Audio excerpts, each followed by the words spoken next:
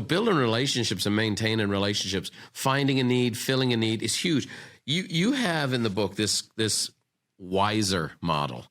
And I think it's brilliant. I'd love you to share just a little bit on that. And I love a good acronym as much as the next person. So maybe you could, because I think it's some great tools for what to do and how to do it in both personal life, but also in business. Yeah.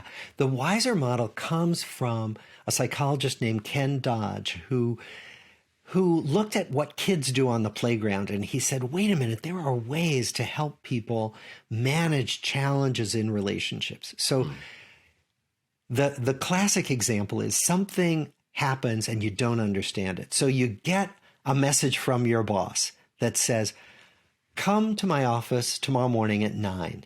And that's all the message says, right? So think about what your mind does with that. Right? You could do so many things. Yeah, packing my box, I'm gone. Yeah, I'm gone, I'm fired. Or it could be, I'm being promoted. It could be so many things, right? So the WISER model says, first of all, watch. That's the W in WISER.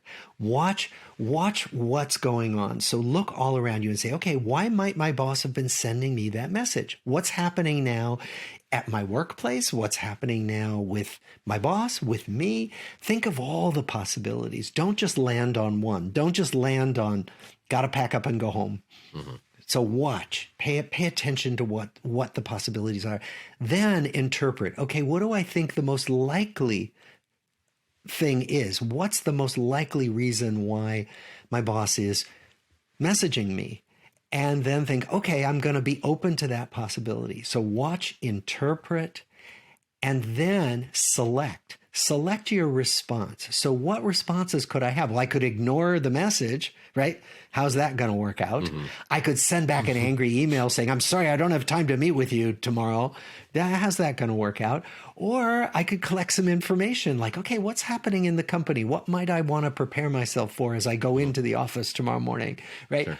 So select your response and then engage with your boss, go to the meeting, engage, see what happens.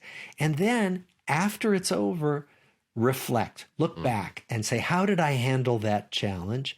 And did that work out well? What can I learn from the way I handled that challenge, the way I handled that ambiguous message from my boss, right? Well, so it's just a slowing everything down. That's brilliant. Well, obviously we tend to engage with fear.